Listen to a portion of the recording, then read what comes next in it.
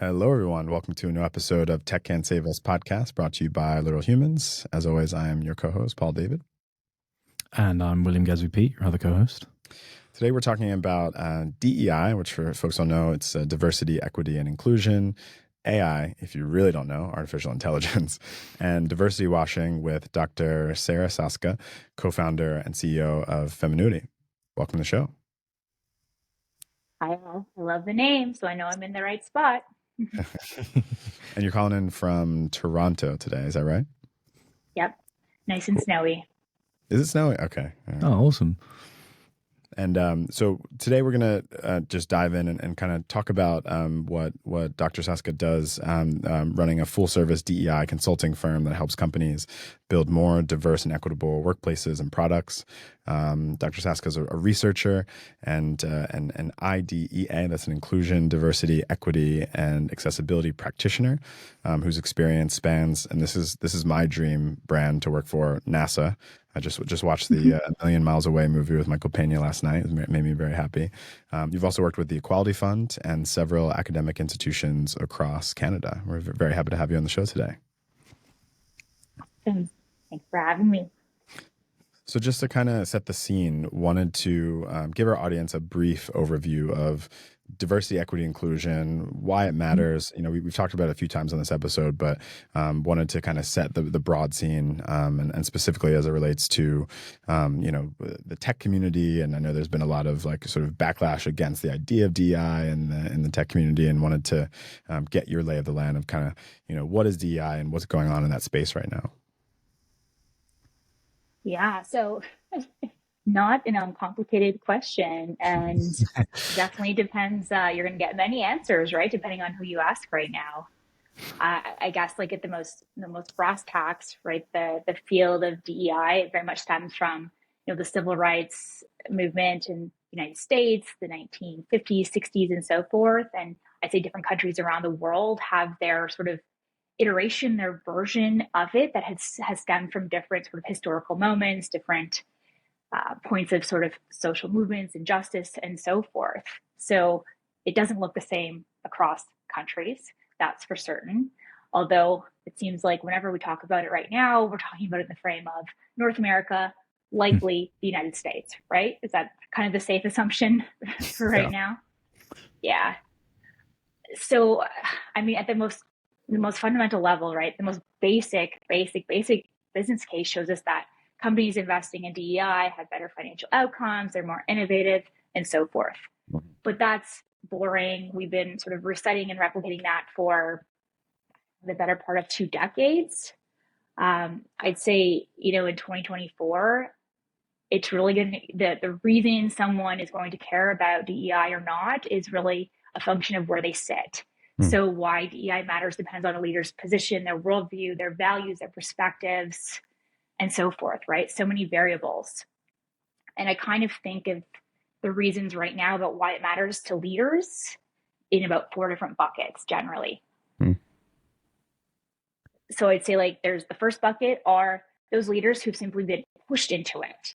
They might say they've been bullied, forcibly so, whatever it may be, but they've been pushed into it due to boards or external pressure, something like that. And then the second sort of group are folks, leaders, organizations that are really scared and they realize they actually really need help, right? They're scared of lawsuits. They want to mitigate risk. They know that on any given day, there's all these new forms of crises and forms of uncertainty that are just cropping up, right? From climate disaster to people's mental health, to the effects of colonialism and imperialism. Or they know that workplaces and workforces just continue to get more and more diverse, whether they've been trying to hire in that manner or not.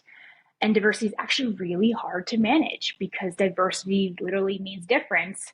And, it's actually a lot of work to have a lot of different people with a lot of different values and perspectives and needs to come together within a business to actually do good work together, right? It requires a lot of effort to lead that well.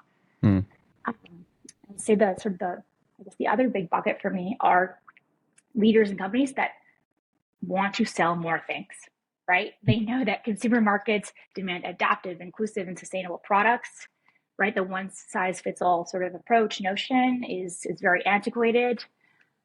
and they're trying to do really cool things, right? Like, so Newark Airport designed a sensory room for neurodiverse and autistic travelers, and we're watching the boom of the hands-free shoe market, right? That very much comes from, innovation within the disability community sort of originally, and then we're seeing utility just sort of scale more broadly.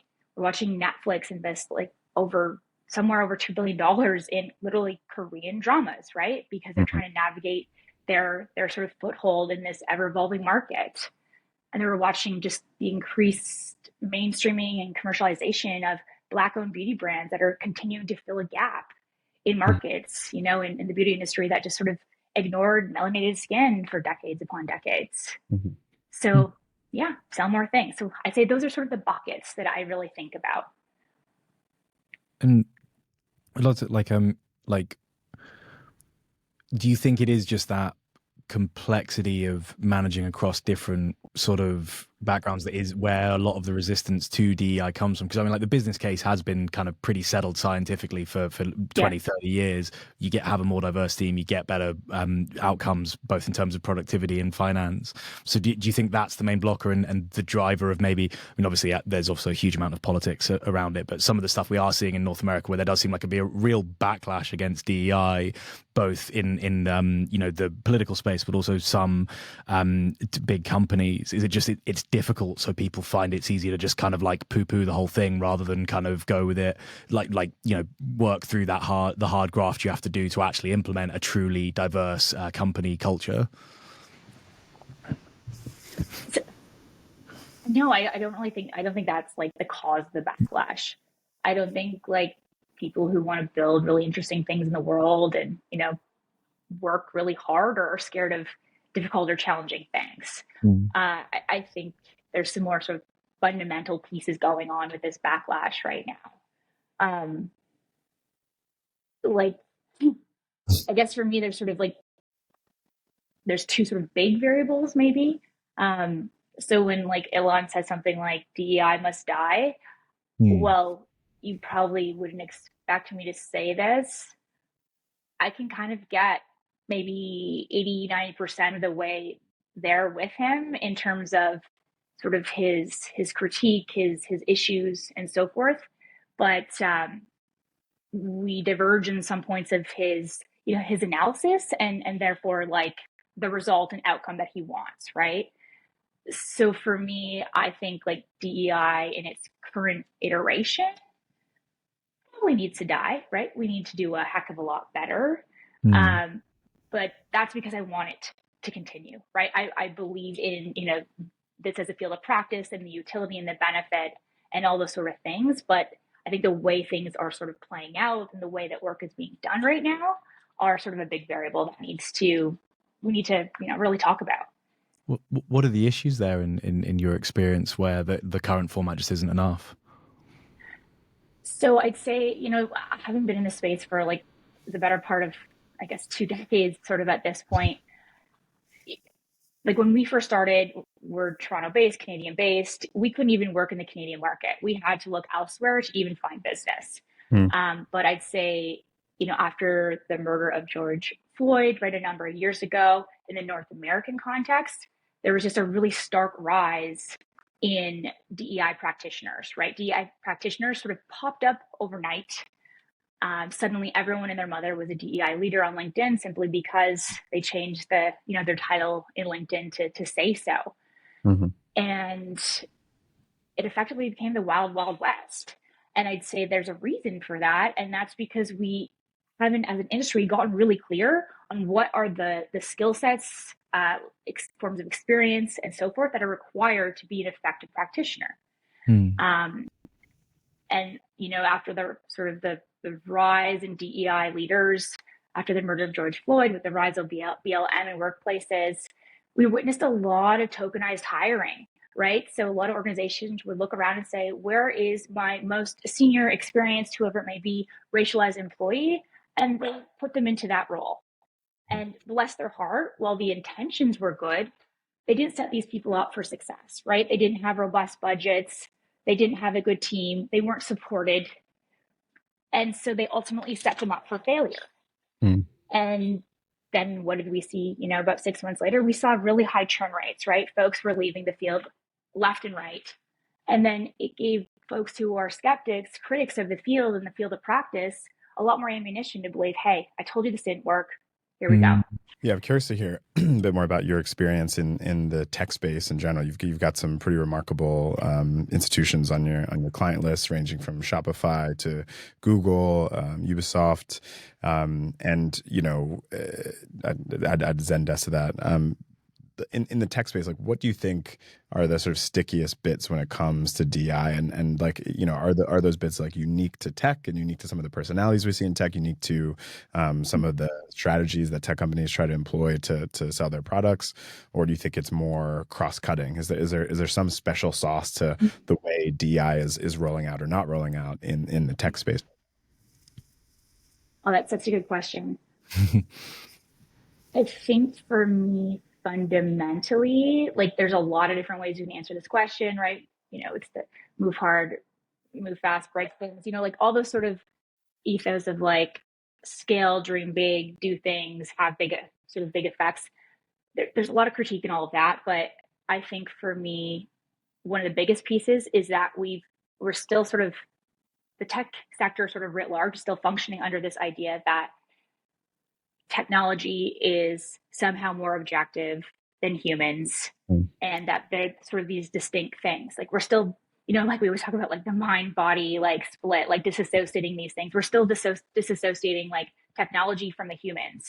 And I think that conversation's gotten better in the last few years, but I don't think we've really closed the gap, right? So we're still viewing big data and analytics and predictive algorithms as somehow more objective than humans, and therefore better able to make more objective decisions and shape our collective future, shape our workplaces, and so forth. And we're still disassociating people's role in the design of technology. That's a really good segue onto the questions I really want to ask you. Is like, in your space at the kind of cutting edge of true DEI, what are you seeing in terms of AI? Like, one of the big scary things that always gets covered in the media is like, AI will sort of underline bias in humans and enshrine it in sort of code. Is that something you're seeing the tech sector be mindful of and trying to address? Like, what do you think AI will ultimately be like, kind of a net positive for DEI? Yeah, so I think that's a really interesting question, actually. So as we're witnessing organizations realize that they need to actually use AI to scale and operationalize their businesses, because if they don't, their competitors are going to. I think this is actually a really special moment for organizations to take the design of those protocols and guidelines of how to scale the usage of AI within their business and put it under the DEI function, because doing so isn't inherently tied to technical skill sets. Like, you need to understand it just as you need to understand at a high level how to code if you want to be able to, advise someone to design something for you. But it's not inherently technical, and it's a lot more tied to ethics and accountability and responsible use of the tools and the functions. So I think, we have all these really legitimate fears about scaling bias and scaling discriminatory systems. So why don't we put this under the purview of DEI through the role in workplaces and do it with a ton of attention? And while we're at it, since there's dwindling budgets and we're witnessing, chief diversity officers and related roles be laid off, why don't we actually have these same folks figure out how to leverage AI in a really intentional and meaningful way to actually scale DEI, to try to create some more resilience and sustainability around the field of practice within the workplace? And you, like Paul said, your kind of roster of clients in tech is pretty much a who's who of. Are you seeing that approach amongst some of those larger tech companies, or is there anyone kind of leading the way in regards to that kind of philosophy? Right now, it feels like no. I think that, again, there's still this sort of gap that somehow this rollout is highly technical, and that there's some sort of bias that, like, chief diversity officers or related roles are not technical folks. Neither of those statements are true, right? And like anything, the companies in the world that have done the best with DEI efforts, maybe they have a chief diversity officer, unclear, but what they do have is a decentralized force of folks who have integrated DEI competencies as a field of practice into their role. And it's, it's touching sort of every piece of the business, like octopus tentacles. And those are the ones who have resilience. So the model would be to use the way that DEI touches every part of a business to scale AI in a meaningful way too, right? Yeah. I'm glad you touched on kind of like the technical bits of DI, because I think that's like a really interesting space. And there's this well-known article by Lily Zhang in the Harvard Business Review from 2022 about the failure of the DEI industrial complex. People love to put industrial complex on attached to something they don't like. Totally. But I think in that piece she kind of delves into the idea of like finding the right specialists and focusing on understanding outcomes as important. So like there's an element of this that's the DEI profession growing up before our eyes and becoming more sophisticated. So super curious to hear where you stand on that, like, and how you and the work you're doing at Feminuity are trying to improve the professionalization and sophistication of DEI as a practice. Totally. Yeah. I think that's, for us, it's basically just always been top of mind, right? Like we came into this industry when, there weren't just naysayers. Like it wasn't like a hot moment where people were critiquing the field and trying to tell it must die. It was just a non-issue, a non-topic, right? So we were literally in boardrooms just trying to get companies to understand why the heck they would want to give us just $1 and a moment of their time.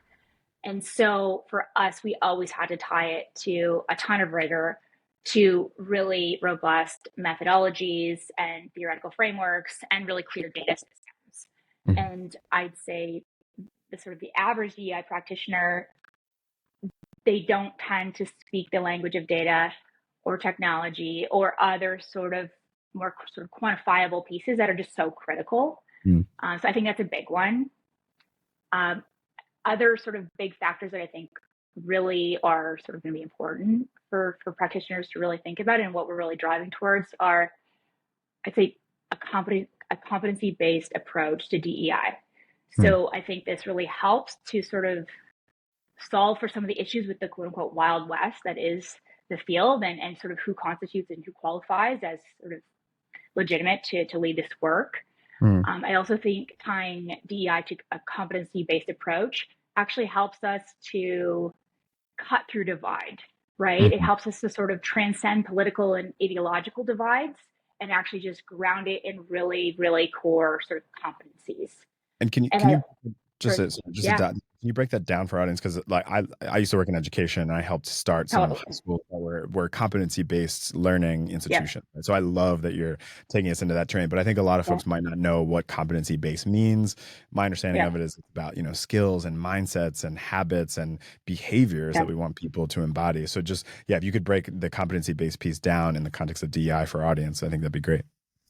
Absolutely. I mean, I think, Paul, you just said it here, and I say, if a company is hiring for their DEI lead, get really clear on what's the flavor of DEI that you're actually trying to solve for. Is your focus product inclusion?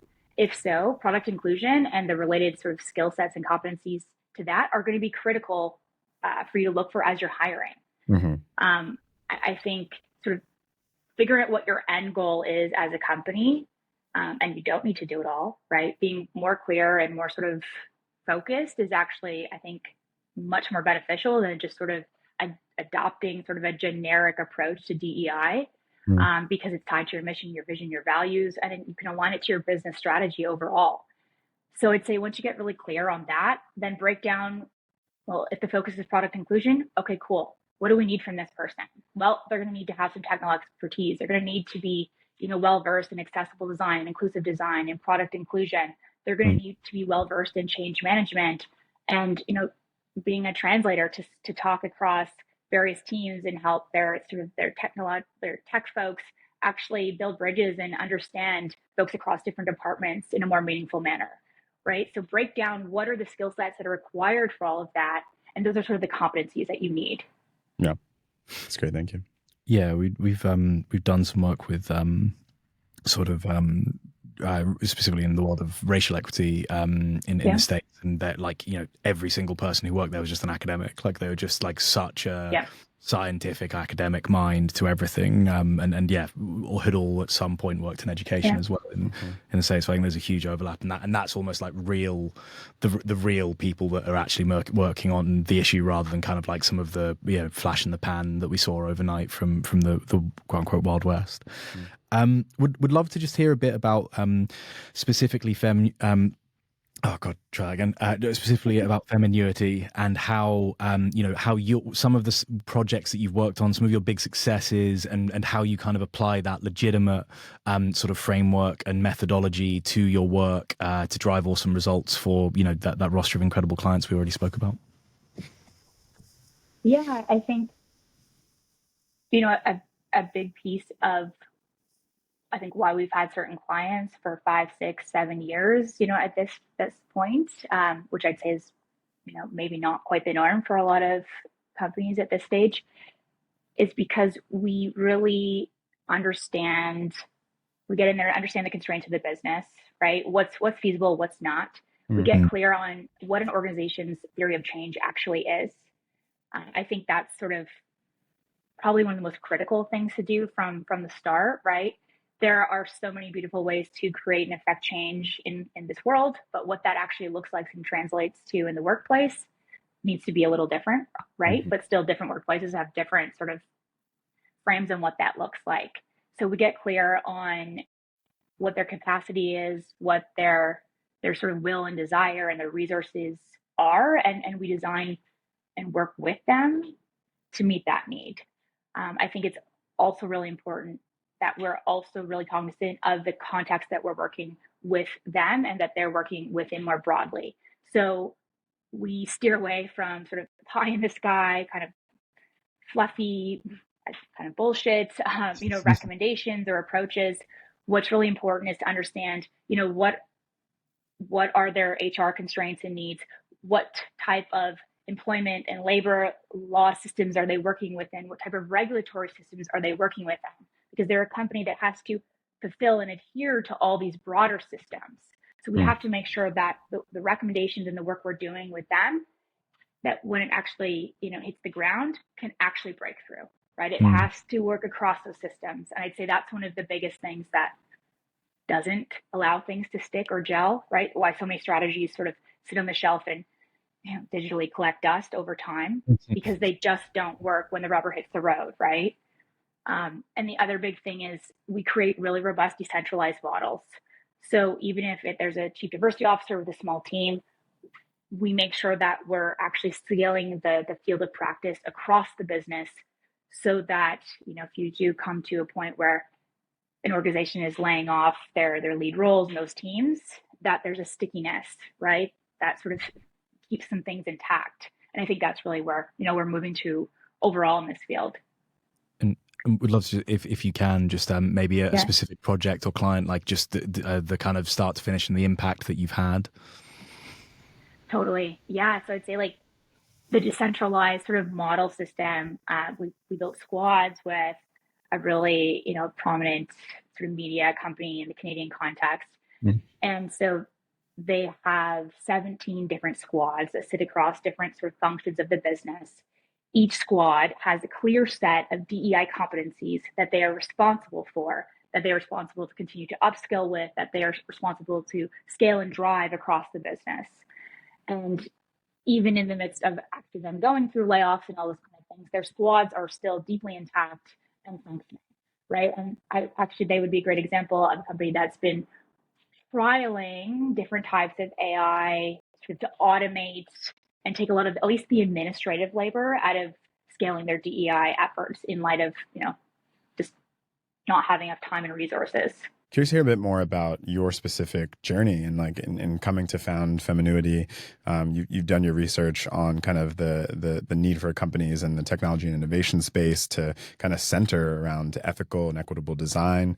That was part of your inspiration for it, but would love to hear, you know, your experiences in those, you know, with that, you know, doctoral research in these workplaces, how it all led to you designing the consultancy that you did.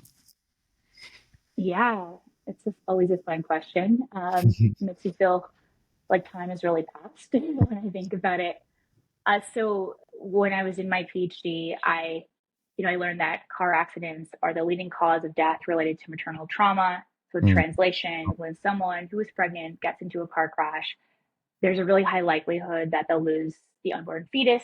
mm, And of course, I was curious, and when you really sort of dig around, what becomes really, really clear is that this is literally just due to really antiquated practices in the automotive industry that are very much the norm. And so that norm is designing vehicles using a 180-pound male frame mm, as the mm, default, the norm, and then designing cars, building cars around that, right? And mm, this is very much scaled across the board. And so at the time, I thought, well, who are the most leading, fascinating players in the automotive industry? And Tesla was very much coming up at that time. And as I dug a little further, it just became clear that while they were so new and novel and really pushing for progress in so many interesting aspects, they were still using this really antiquated piece from the automotive industry sort of as a whole. And mhm, so from there, I just started to look around to different fields, different sectors, and it kind of grew from there, right? It just mhm. became clear that at the end of the day, it's the people who design the products, the services, the things that we use and touch in the world. And so while our focus has always been on the output, it's the people who shape the product. So we very quickly realized we had to build a full sort of practice around the people side of things as well. I'm curious to hear you've written a couple of really interesting reports about like the tech community in Canada, Yeah. and just curious to hear like what your prescription is, like if you could sort of wave a magic wand, like what do you feel like the tech community, particularly in Canada and North America, what are they needing? What are the sort of top 2 or 3 priorities as it relates to like tech and DEI right now? Yeah, I guess magic wand waving. That's always a fun question.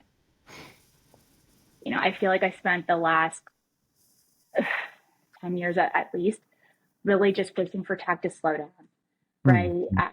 We were just sort of moving ahead so aggressively in the name of quote unquote progress, mm, just driving and pacing towards this sort of radical uncertainty when we don't know how this is going to net out for folks.